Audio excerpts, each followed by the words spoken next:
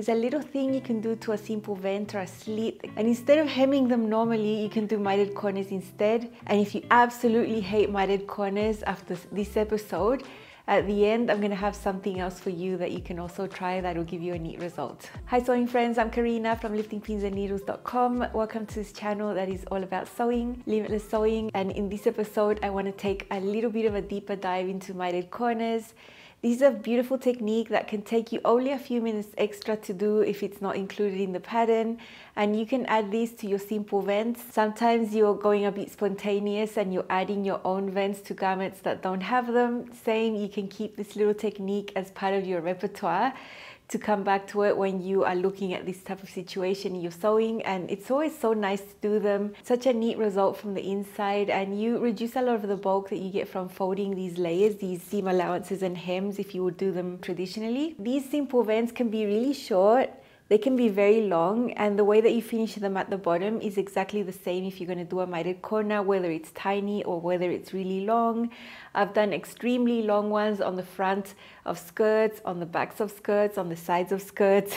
You can do them on the side of a top. Sometimes you're sewing and you just want to give yourself that little bit extra ease at the hips when something's a little bit snug. If you release the side seams for like 2 inches and give yourself a little vent, it can make a huge difference whether that piece is going to be wearable or not. So that is something I've done sneakily in the past when I found the hips a little snug. It's never ugly to have a simple vent on the side seam. It's a very common thing to see, both in women and menswear. You see them everywhere. So if that's going to get you to be able to wear a garment, I would totally do them.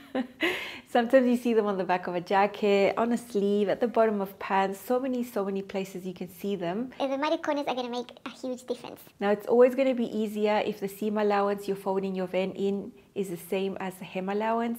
That's just going to make it super easy. That is the only way that I like to do it and that I'll be focusing on this episode. So if you are looking for different seam allowances there for the slit and the hem, this is not the video for you. I am not going to do that. I'm going to keep it really simple and achievable for you who've never done one before, to just learn a very easy way to do it. So we're keeping it simple this time. So let's see some general concepts. Okay, here we have an opening of a seam. This could be on the side of pants, on the back of a skirt, on the side of a top. It can be in many places of your garments. The most important thing is, at least in the way that I like to sew, is that you serge these edges first. So you can see that the hem allowance is smaller over here on your regular seam, and then it goes larger towards this area where you're going to do the slit. I have serged this first, including this side and including the hem, before doing whatever finish you're going to do to this slit, because it just makes it easier to do now. And actually, if you're going to do mitered corners, it's going to be impossible to do this after doing the mitered corners. So you should finish your edges first. So the 2 aspects I mentioned here are super important. Serging your edges first. It's so much easier to do it when you have your pieces on their own, and then you can do the technique and forget about it. It's actually impossible to serge after you've done the mitered corner. It would be very messy on the serger to get around that corner. So just save yourself some grief and do it first. Another thing that helps you do mitered corners, if you want to do them, is to press everything. So this is pressed flat. This is pressed. The hem allowance is pressed, so that you have all these little folds. And then when you end up flipping your mitered corner, everything's going to lie super nicely. So that's something that I suggest as well. Pressing everything up, both this seam and the hem. And most of the time, especially if you're working with a woven, doing those memory creases are also going to help. In other occasions, some knit fabrics you might use don't really consent that much to being pressed. You can give them a lot of steam and you can try to get a memory crease, but it just won't set the same as a woven. Sometimes I won't bother to try these memory creases if I'm working with a knit fabric, but definitely with a woven, it's going to make your life easier. I'm going to show you an example with a mitered corner. It wasn't included in the pattern, and I've only sewn this garment a few hours ago, and I had the idea while I was planning to do this, while I was sewing that garment, to just make a video on its own so you can reference back. Because I have sprinkled mitered corners in here for years, ever since I started the channel. It's really hard to find them because they're not its own video. Here it's easy to find. Just type in lifting pins mitered corners, bam, this video will appear and you will be able to find it very easily. The garment I'm filming to show you this technique is called Chorus, and it's a pattern that's going to be released at Love Notions in a couple of hours, Thursday morning. And it's a beautiful pattern with a cow neckline. It can be a top, it can be a dress. There's lots of sleeve options. For the dress, you have a shorter bodice with a separate skirt, elastic in there inside a casing, and this cow neckline is gorgeous. But if you're making the simple top, you will see simple vents on the side seams. So I decided to add mitered corners there. It wasn't part of the pattern, but I decided to add it in because I just love doing them so much. So let's see this example, and you will see the finalized garment tomorrow.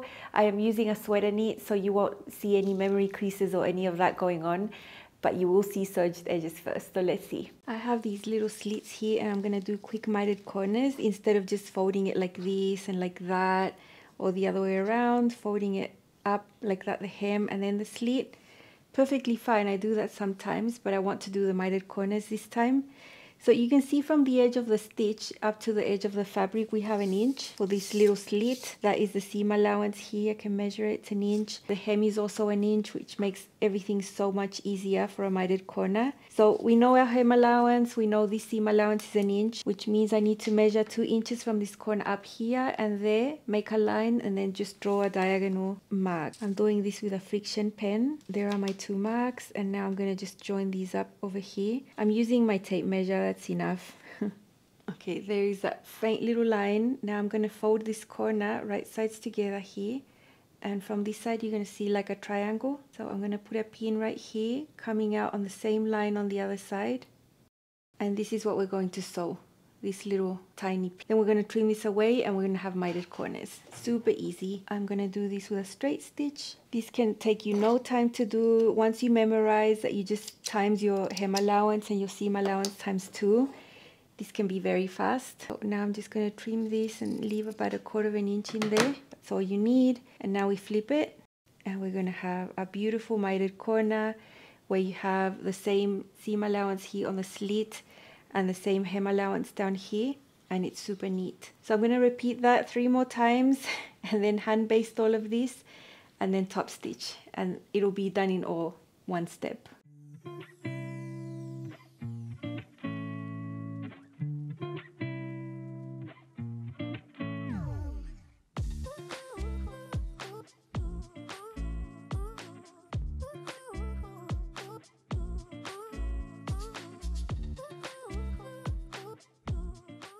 This is how the final result looks. It looks so neat. You can see the distance from here and there is the same, which allowed us to do this very simply, and everything has been top stitched neatly.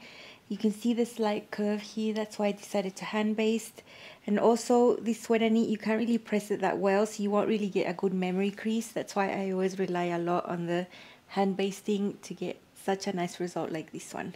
So nice. I believe that if you hand baste this hem, especially the seam allowances around the vent really nicely, you're going to get a beautiful result when you top stitch. There's no one that is going to convince me that pins and clips are going to do a great job there. There is no one that's going to be able to do that. So if you give it a go, maybe you might find it's a huge waste of your time. Maybe you've had okay results with pins and clips. If it's okay and you're happy, just keep doing what you're doing. But I hands down believe that hand basting is always going to give you such a nice experience, and it's nothing that's going to take a long time. So I'm always going to hand baste. Always. Now up to here, you've seen me pivoting around the vent with my needle. You know, pivoting, you leave your needle inside, you lift your presser foot and you move your fabric around, right? But if you want to do this with a twin needle and you're working with a knit fabric, you can't really pivot properly. So I'm going to show you an example where I'm pivoting, not pivoting with a twin needle on a knit cardigan, so you can see how you can get around this if you really want to use a twin needle to do your hem on a knit. I've hand basted the hem at 1 inch, but I'm going to sew at 3/4 so I don't catch the edge. And I've got my twin needle there that has 2 needles that are closer together at 2 millimeters, 3.5 stitch length. Now I'm getting to this bit there where I have the mitered corner, and when you're using twin needles, it's not that straightforward. You can't pivot, like you can't put the needles in there and pivot because there's 2 needles. So it has to be sort of done by eyeballing.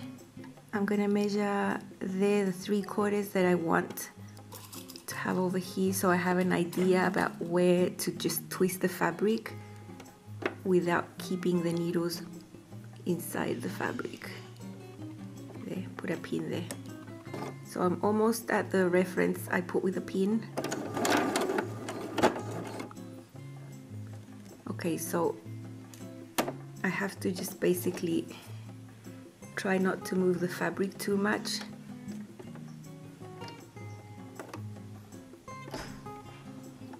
There, so I've turned it to a different direction, but without pivoting because I can't leave the needles inside. It's never going to look as great as when you're sewing with one needle. So that's how that looks there and then there. So it's sort of like I've pivoted, but I haven't. I've just done it manually with the needle up. It's a little bit fiddly, but totally doable. This is a boyfriend cardigan from Love Notions, and it's a very, very light sweater knit. I decided to do a twin needle with this one, and you can see it goes up like that, it goes around like that, very neatly. The mitered corners inside make a huge difference to how it looks. Less bulk, and it's just so pretty. Love this. Now you saw that we did basic maths. I'm using the most basic example of 1 inch seam allowance for the vent and 1 inch hem allowance at the bottom. 1 times 2 is 2, so you measure 2 inches. If you were doing other distances, if your vent had 3/4 of an inch, then you would do your hem at 3/4, and then you would measure at 1.5 inches, which is double 3/4 of an inch, and so on and so forth. You can do tiny mitered corners, you can do 1/2 inch and 1/2 inch, then you would measure 1 inch and have a really cute tiny mitered corner. But what happens if you just hate maths, even if it's just ×2, you just absolutely hate measuring and you don't want to have any maths involved? There's also another way where you don't have to measure at all. All you need to do is press it really well. And let me show you an example where I did that, where I did not measure. There's no maths, nothing like that. You don't even need to know.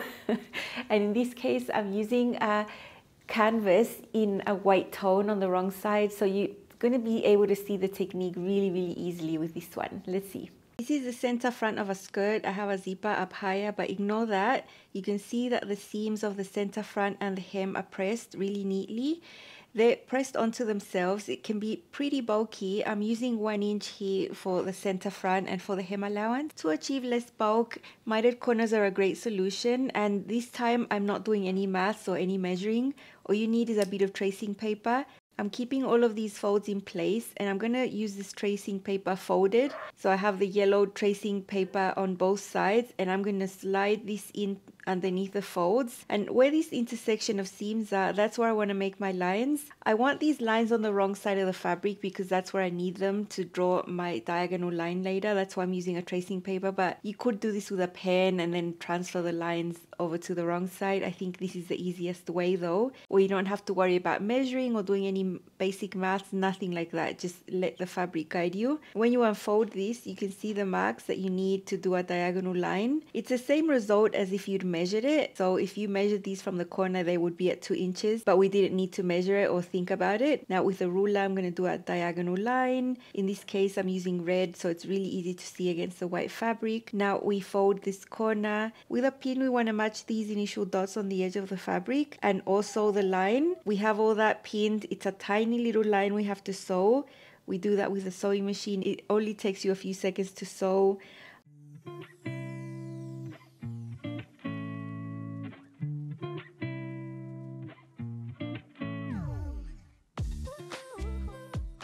After that is sewn, you can snip and just leave about 1/4 inch in there. And then with your fingers, you can flip it and all that bulk of all those folded edges of fabric are gone and you have a beautiful mitered corner. This is one easy way to do it without thinking about it, without having to multiply or do any maths at all. The folds of the fabric, if you press them well beforehand, are really going to let you see what you need to do without measuring. So it's basically the same thing, but without measuring. I don't have this skirt anymore. This is a skirt I made in 2018. It does not fit me, so I enjoyed it while it lasted, but I no longer have it. And the mitered corner there at the bottom, you know, below the zipper was a great ad. I really, really enjoyed that one because having all of those folds of the canvas there was super, super mega bulky, and we got rid of all that bulk doing that mitered corner. So it's always a nice thing to add.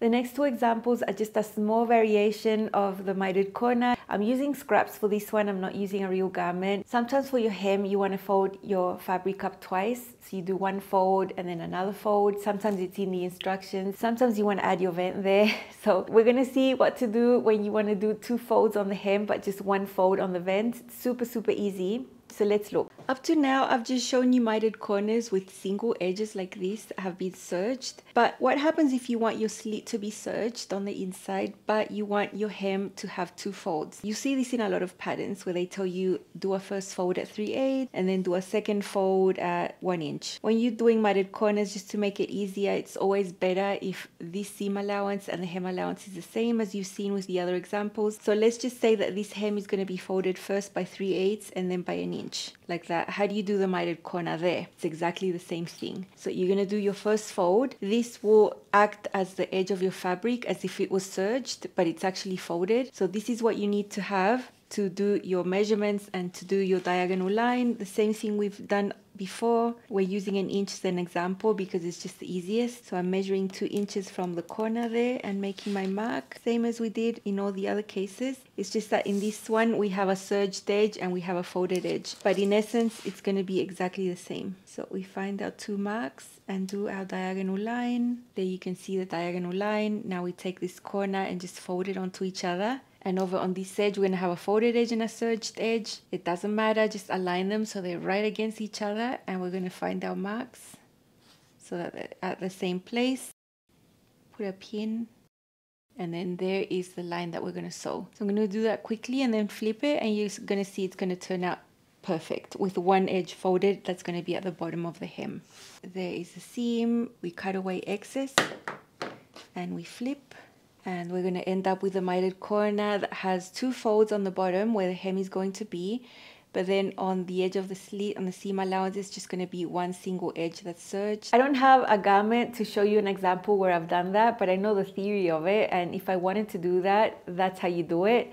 I would probably do that with fabric that's nice and structured, like a cotton twill, a denim, a linen, something like that. I probably would not bother folding twice and doing all of that with something like weight, because it would just ruin the drape of the garment, say for example a lightweight rayon or something like that. So there's a time and a place to fold your hem up twice.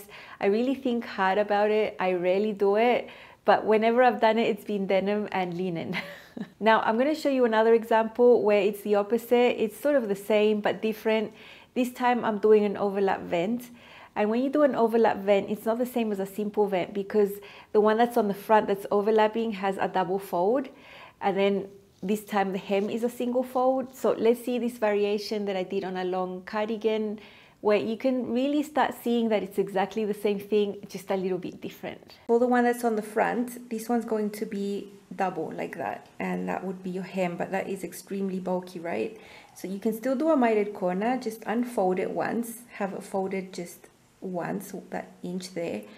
And then just pretend that fold isn't there. Just ignore it, it's not there. Pretend it's a raw edge. And then you do the exact same thing from the tip there over there. Measure 2 inches, because 2 inches is double 1 inch, which is the hem allowance and the seam allowance of the slit.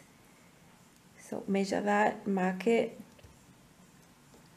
Do the exact same thing, the diagonal line including the fold, but just pretend it's not there. Now I'm actually going to put a pin to hold that there so it doesn't move, but you would do the exact same thing. Get your tip, fold it right sides together, including all that business there. Find that line with the line on the back, make sure they match. And now you would sew the same thing, the same diagonal seam you've been sewing for the regular mitered corner, only it will include all of this layer as well. Just make sure everything's nice and neat. Okay, so this looks really weird. It's sewn including that fold. It doesn't matter. You can now just trim away all this bulk. Get rid of that. And now when you flip it, you have a different mitered corner. It still has the hem allowance that is 1 inch. And here you still have 1 inch there, only it's folded in twice. So this is all folded in and caught in there. and it's going to be very neat and less bulky than if I tried to hem it a different way. So it's very nice. I'm just going to go ahead and hand baste all the hem and all the vents so I can go ahead and top stitch in piece. This is the bottom of the long cardigan you just saw. This is the front, this is the back, and I have a long overlap vent right here. Now the front overlaps over the back. The back seam allowance is simple, it's just serged, but the one that overlaps is folded in twice. That's why you saw me do that technique where you end up with a fold here on the vent. The hem is just one layer and it's serged right there. You can still get the mitered corner and avoid all that bulk you would have gotten if everything was just folded.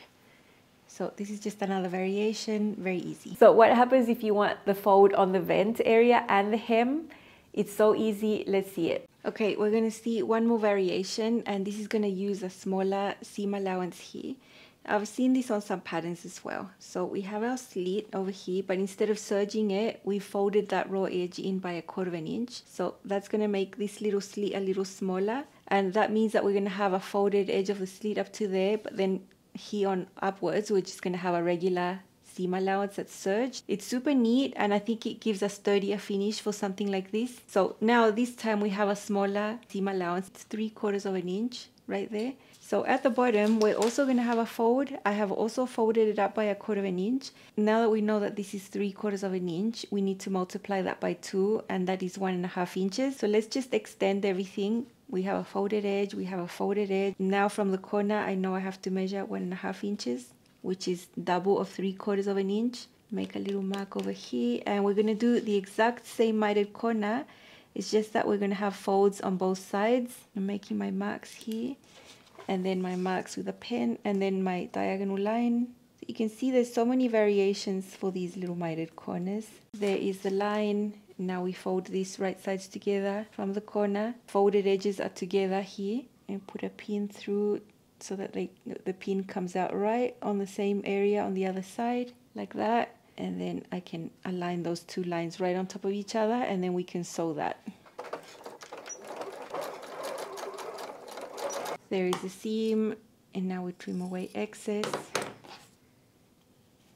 and now we flip. Now we're going to have a folded edge there and a folded edge, including the mitered corner. Your little slit will be folded up to here, and then it will continue as a regular seam and not with a fold. So that's how you can do it if both edges have a fold. Very easy. In this case, this was 3/4, you know, but this fold could have been 1 inch. It could have been bigger. Just always remember that whatever distance you have here and there, if it's the same, it's going to make the process easier, and that you just multiply by 2 to draw the diagonal line from the corner up, like that. This is a tencel twill, and it's extremely crumpled from my closet. I just don't have the energy to press it. But here's an example where I added my own seam, I added my own vent, and I did my own mitered corners because this wasn't part of the culottes pattern. Here on the inside, you can see I have the seam allowance and the hem allowance the same. It's folded in, it's folded in. There's no serged edge here, and we have the mitered corner right there. So I did this 4 times. It was a bit of extra work, hand basting and all, but it looks so good. And especially on a fabric like this one, it looks amazing. I'm so much happier to have it like this than just serged. So it's another alternative. You see how easy that was. Now this one I have 3/4 inch as well, like the example I showed you. I hope this is not too repetitive, but I know that once you see something several times, sometimes it just clicks, and then you're like, yeah, this is super easy, and it is. If up to this point you still hate mitered corners and you don't want to try them, you think it's a waste of your time and you don't want to deal with it, there are other ways to deal with the seam allowances down there that are going to be neater than just folding them and top stitching and leaving everything loose there. So I have filmed that for you as well, not with examples of clothing but with scraps, because I don't do this too much. Now when do I do this? Sometimes I'm getting creative, and sometimes it's required for fitting, and I've ended up doing vents after the fact, after I've sewn the garment. So I have a smaller seam allowance on the vent and a larger hem allowance. So then it's really easy to just use one of these methods, because yeah, you're going to have that nice little fold at the bottom that's sewn, and it's all going to be very neat. So that's when I usually do it. But if I'm planning to do vents and everything and I've got the right seam allowance, I would probably do the mitered corners. But I want to show you how to do this so that you have a little backup there that you can also do. I'm going to show you what you can do if you don't want to do mitered corners, if you absolutely hate them, you don't want to deal with them, and you want something faster. There are two ways you can finish these edges at the bottom. One of them is my favorite, which is when you press the hem up first and then this one. I like it because you get the bulk of the seam in here within the area of the hem. So when you look at your garment, everything looks super neat. On this edge, it's nice and clean. This is the edge where it usually moves, and you can sometimes see this inner part there while you're living your life. So that is my favorite way. Another way is to fold this seam first, the one of the slit, and then the hem. The reason I prefer this one less is because you get the bulk right here. So when you live your life, you might be able to see this serged edge and this fold here. So that is why I prefer it like that. If we are short on time, we could leave it like this, pressed really well, and just go ahead and top stitch. But then you're going to end up with this little bit loose there or this little bit loose there. So you can actually do a seam to finish this up nicely. So if you want to do my favorite method here, we're going to do a seam at the bottom, which means that we're going to unfold all of these folds. We're going to take the seam allowance of the slit here and fold it right sides together. Now this is when having these creases, memory creases, helps, because you can put a pin here and fold this slit area this way onto itself, right there. And then what we do is sew along that crease on the hem area. So we're going to sew that inch right there. And then when we flip it, we're going to get this bottom of the corner really neat. So let's just quickly sew that. There's that little seam. Remember, it's a slit area that we folded right sides together here and sewed along the hemline. Now when we flip it, we're going to get exactly the same thing we already had. It's just that over here at the bottom it's going to be closed. So it's going to be super neat. We're not going to have anything dangling. And then you can go ahead and stitch like that tops. That is the way you finish it there. But if you want to do it the other way, where you fold the slit first and then the hem allowance, then you do it a little bit different. So let's unfold of this. Instead of folding the slit right sides together, we're going to fold the hem right sides together. So let's fold the hem right sides together. And then we're going to sew on the crease line of the slit right there. I've actually marked it in pen, and that's going to close that edge. So let's go ahead and sew that. I'm showing you both options because you might prefer one over the other. Okay, so let's just flip this, and that's how it looks. Now we have this edge sewn here, and then you can go ahead and top stitch right there, and that's going to look a little neater. So those are two ways on the same slit that I've shown you. One will give you a seam right there. The other one's going to give you a seam down here. This is the one I prefer. But you can also see this one in some patterns and in some ready-to-wear as well. They are very similar, but this is the one I prefer just because you get a seam down here, and on this edge you get a really clean fold. So you choose, try them, and see what you like best. This is a Tinley sweater and hoodie from Love Notions. This is actually a pattern for men, but I made one for myself. I did some modifications like adding a basta and other things to make it fit me better. It was a side seam that was closed all the way with a hemband, but I decided not to add the hemband and to add a little vent instead. This is where I just decided to do the method that I prefer, which is folding the vent first, then folding the hem allowance, doing the crease, and then sewing it here. So down there's a tiny seam. It's flipped, and then it turns out super neat. I don't do this very often, but when I do, this is how I do it. So you can see what my preference is. My preference comes from sewing many of these vents over the years and just noticing that I like the vent fold to be really clean. That's why I like that one to be nice and tucked into the inside. And that's why I like folding the hem up and then the vent. That is my preference. You can do it the other way around as well. That's why I've shown you both. I always say if you've never tried it, you can't really have a good opinion unless you try it. So give all these methods a go and see which one you like best. I'm really hoping you like the mitered corners because it's so pretty and it makes such a huge difference to your garments. I absolutely love the making them. And by now it's so easy to measure. Do your dots, do your diagonal line, get them sewn. The seam is so little that you're doing. It can literally take an extra 5 minutes of your time to do mitered corners on a garment. I think it's a great addition and a great technique to have just in the back of your head. It's so easy, and I hope this episode helped. Make sure you're tuned in tomorrow to see the chorus. I have 3 versions to share. So gorgeous. I have some for winter, for summer. I have a few versions there to share, and it's an amazing pattern I know you're gonna love. So I'll see you soon again here at this channel, Lifting Pins and Needles. Make sure you're subscribed. See you soon. Bye.